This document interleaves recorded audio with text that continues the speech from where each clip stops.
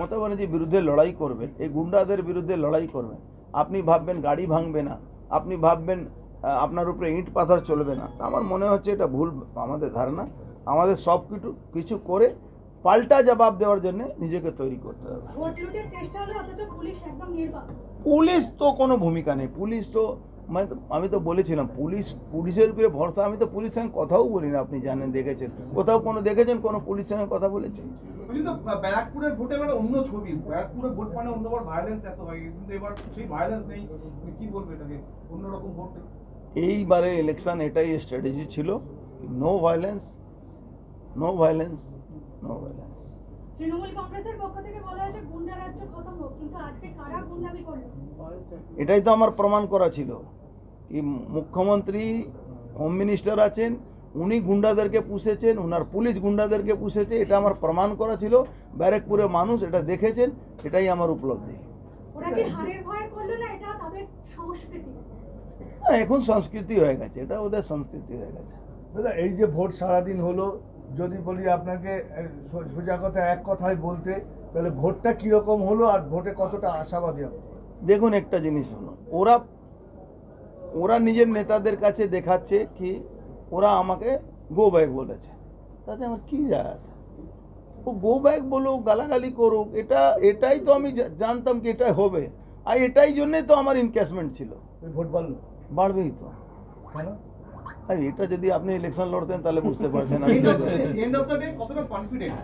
200% confidence, 1.5 লাখের কাছাকাছি ভোটে জিতছে। আপনার বিধানসভার আমডাঙ্গাটা কি হতে চলেছে? এখানে আপনার গত বছর সবচেয়ে বেশি মাইনাস। আপনি বলেছিলেন আমডাঙ্গা তুরুপের তাস। আমি 2 ভোটে জিতলেও আমডাঙ্গা জিতবো, এইটুকু বলতে পারি, এর বেশি কি বলবো।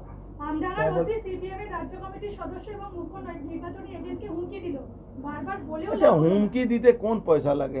আপনিও কাউকে হুমকি দিয়ে দিন, তাতে কি যায় আসে? আপনি বলছেন আজ থেকে তাদের উল্টি গণতি শুরু, তাহলে 4 তারিখে কি তাদের গণতি শেষ হবে? আমি জানি না, ও তো রাগে বসে কিছু বলে দিয়েছি তখন, কিন্তু উল্টা গন্তি তো ওদের শুরু হয়ে গেছে। 2021-এর পরে যে পোস্ট পোল ভায়োলেন্স হয়েছে, তারপরে মিউনিসিপ্যালিটি ভোট, তারপরে পঞ্চায়েত ভোট, উল্টা গন্তি তো শুরু হয়ে গেছে। নির্বাচন কমিশন ব্যবস্থা গ্রহণ করলো না। নির্বাচন কমিশন, দেখুন, নির্বাচন কমিশনে তো কোনো পার্সোনাল ইনফ্রাস্ট্রাকচার নেই। এইটা মোদিজিকে আমরা বলবো, প্রধানমন্ত্রী হচ্ছেন, যে নির্বাচন কমিশন 12 মাসই এই রাজ্য সরকারের উপরে ডিপেন্ড না করে কেন্দ্র সরকারের যে কর্মচারী আছে তাদের উপরে ডিপেন্ড করা উচিত। যান জিজ্ঞেস করো, সনদ দে ওদের বড় একটা গুন্ডা ছিল, সারাদিন ওই রাস্তায় দাঁড়িয়ে কাটিয়ে দিল, একটা ভিতরে ঢুকতে পারলো না। এটাই তো আমার উপলব্ধি। ব্যারাকপুরের পুলিশ কমিশনারের ভূমিকা নিয়ে কি বলতে চান? ব্যারাকপুর পুলিশ কমিশনারের বেচারা রোল ছিল, কোনো রোল নেই। বেচারা যাকে বলেছে, বেচারাই বুঝতে পারছেন, বেচারা রোল ছিল। ওকে, থ্যাংক ইউ। আজ এ পর্যন্ত। সঙ্গে রাখুন 24 ঘন্টা ইন্ডিয়া টিভি। দেখতে থাকুন সব জেলার সব খবর সবার আগে 24 ঘন্টা ইন্ডিয়া টিভির পর্দায়। নমস্কার।